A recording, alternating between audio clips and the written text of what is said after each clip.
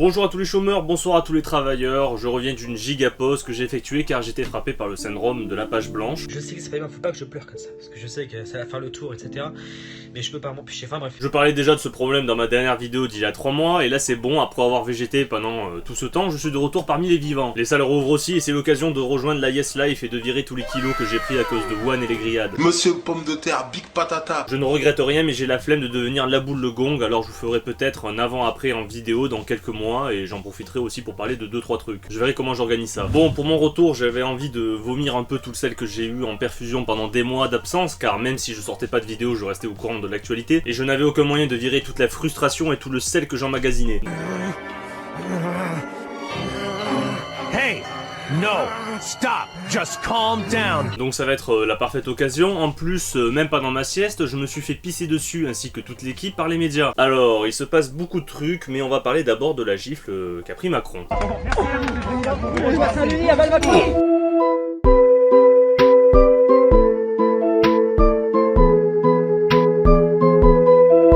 Enfin, si on peut appeler ça une gifle, en anglais on aurait pu appeler ça plutôt une bitch slap, la gifle que met un Mac à sa pute pour la remettre dans le droit chemin. Bref, l'auteur de la gifle s'est pris en première instance 18 mois de prison dont 4 mois ferme, plus interdiction définitive d'exercer des fonctions publiques, de posséder une arme pendant 5 ans, et interdiction des droits civiques, civils et familiaux pour 3 ans. Il a décidé de faire appel pour cette peine complémentaire, mais pas pour la prison. J'ai d'ailleurs appris avec cette affaire l'existence de cette peine d'interdiction de droits civiques qui t'empêche de voter, etc. Et je me suis dit que c'est plutôt cool et c'est dommage que ce soit pas appliqué plus souvent. Même quand les terroristes sont condamnés, j'ai jamais entendu parler de ce genre de mesures. Toute la classe politico-médiatique a réagi à l'unisson face à cette gifle en condamnant l'acte. N'est-elle pas que le prolongement de tout ce qui abîme la République depuis des mois sans rencontrer de grandes résistances? S'interroge Florence Chédotal dans les journaux du groupe Centre France, dénonçant une spirale délétère. Gifler le président, c'est gifler la France, c'est nous gifler nous tous, s'indigne Patrick Janquilesvitch dans La Voix du Nord qui voit une étape de plus dans la lente désagrégation de la Maison France. Il est grand temps qu'élus, intellectuels mais aussi simples citoyens reprennent la parole, renouent le dialogue et travaillent de concert pour repenser le monde de demain. Faute de quoi, notre démocratie n'aura pas fini de tanguer dangereusement, renchérit Isabelle Bolen dans l'Alsace. Je peux en citer 10 000 et notamment Castex à l'Assemblée. Pour indiquer à la représentation nationale, j'en suis sûr tout à fait solidaire, qu'à travers le chef de l'État, c'est tout simplement la démocratie qui est visée. La démocratie, et vous en êtes l'illustration, c'est le dialogue, c'est le débat. La confrontation d'idées, c'est l'expression de désaccords légitimes.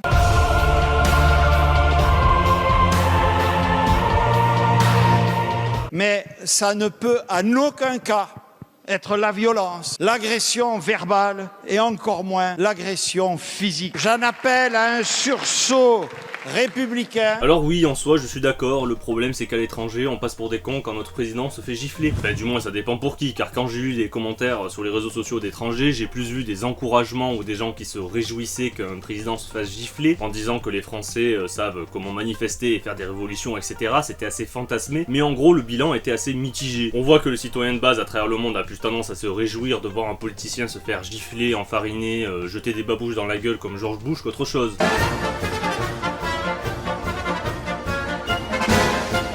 Ça montre que dans chaque pays, il y a une réelle déconnexion entre les gouvernements et le peuple. Par contre, on passe pour des cons auprès de qui? Auprès des autres gouvernements, ça fragilise en soi notre image vu que notre président se prend une petite gifle pour pute dans la gueule, qui lui a néanmoins rappelé que les distanciations sociales c'est pas que pour les gueux, car oui, on nous emprisonne depuis 1 an et on nous casse les couilles avec les distanciations sociales pour qu'au final, le président joue les rockstars en un au contact de la foule. Pas très Covid-friendly ça. Mais est-ce que Macron en soi n'a pas participé lui-même à fragiliser son image de président auprès des gouvernements étrangers depuis le début de son quinquennat? Quand tu es censé représenter le pays des droits de l'homme et du citoyen et que tu fais ça à tes propres citoyens, ça la fout moche. Ça ne peut en aucun cas être la violence, l'agression verbale et encore moins l'agression physique. J'en appelle à un sursaut républicain.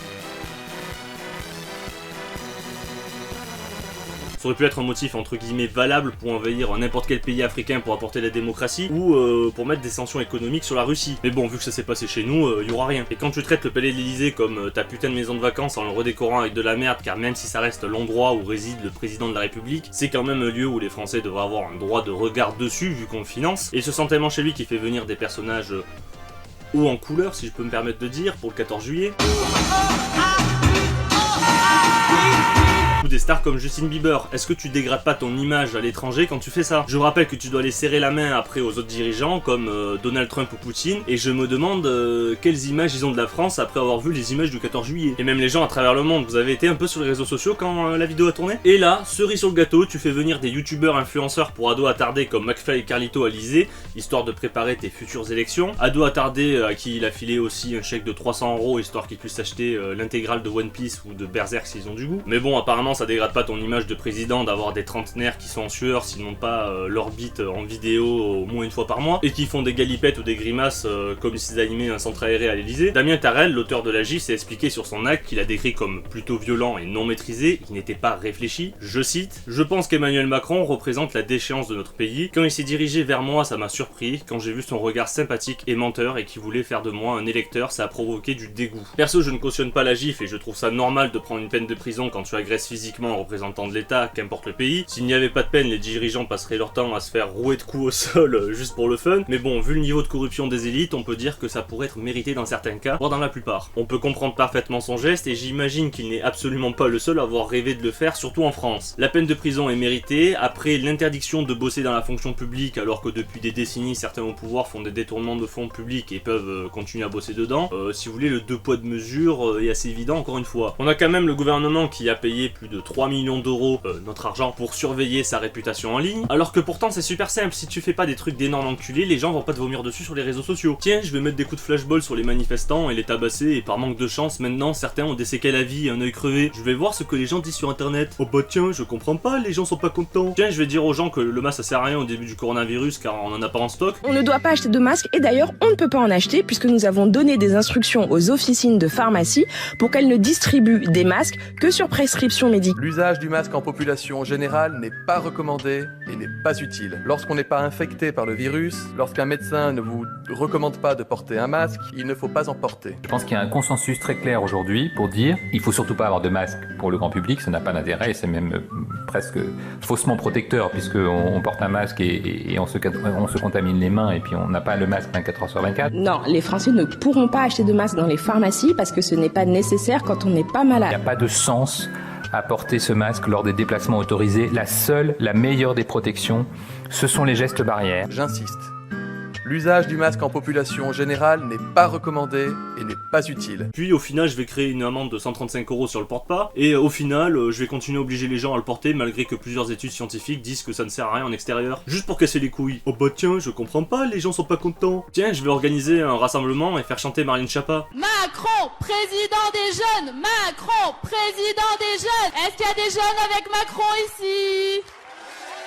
Ça chantait, c'est l'Île-de-France qui va s'enflammer. Votez Laurent, votez Laurent. Allez, allez. Quand le parc floral se met à chanter. C'est l'Île-de-France qui va s'enflammer. Oh tiens, je comprends pas, les gens veulent nous bombarder. C'est pourtant simple, y a pas besoin d'investir 3 millions d'euros pour surveiller ce qu'on dit sur les réseaux sociaux, arrêtez d'être des fils de pute et de mentir et vous verrez ça ira mieux. Sinon, malgré ma sieste de 3 mois, ça n'a pas empêché les journalistes de faire apparaître un article quasiment chaque semaine où on balance les pires saloperies sur Raptor, Valek, Papacito, des fois Ryan et moi. On est les moins cités du groupe, mais ça dépend du vent, des fois on se fait choper par le col en duo ou tous en même temps pour faire un espèce de gros packaging. Ça dépend peut-être de leur humeur et du nombre de clics qu'ils veulent faire. Ils étaient tellement déter qu'ils ont même sorti que le mec qui a foutu la gifle à Macron était abonné à ma chaîne en m'associant aux clichés habituels et tous les mots finissant par phobe. J'étais même peut-être chauvophobe. Ils ont absolument tout sorti sur ce mec, limite sa taille de caleçon et son groupe sanguin. Il était abonné aussi à des chaînes sur le Japon, à des youtubeurs qui n'ont jamais caché être de gauche dans le lot et du gaming. Mais on voit bien le rôle des fact-checkers comme ce type à la tête des codex. Ils sont complètement biaisés idéologiquement et utilisent le fact-checking pour nous viser directement, en s'imposant comme vérité absolue. Par contre, ça fait les aveugles quand le terroriste qui a tué et poignardé la policière à Rambouillet était abonné sur sa page Facebook à la France Insoumise à Jean-Luc Mélenchon. Là, si on se radio, on passe en dessous d'un tunnel. Et la Palme d'Or revient à France Info, j'ai pas été cité oralement, juste mon nom est apparu sur la vidéo, mais attention les saloperies qu'ils ont balancées sur nous. Je mets quelques extraits car c'est lunaire. Il s'appelle Papacito,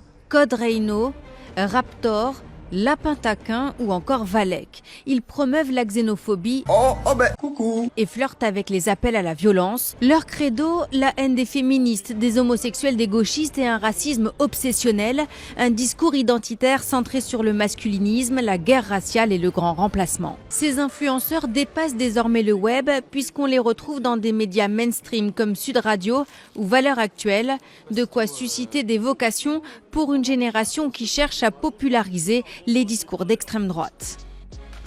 Leur credo, la haine des féministes, des homosexuels, des gauchistes et un racisme obsessionnel. Putain, mais on est l'incarnation du mal absolu en fait. C'est pas parce qu'on critique des conneries qu'apporte le féminisme comme le manspreading et qu'on fait quelques vannes de merde que c'est bon, on a la haine des femmes. C'est pas parce qu'on critique le lobby LGBT pour des conneries comme les trans dans les compétitions féminines qui explosent toutes les femmes car ça reste biologiquement des hommes que j'ai une haine pour les homosexuels. Personne ne remet en doute leur droit de vivre paisiblement et librement en France. On critique juste les dérives. Les homosexuels ne sont pas pénalement menacés en Europe et dans quasi tout l'Occident. Voilà la carte des pays qui pénalisent l'homosexualité, on n'est pas dedans.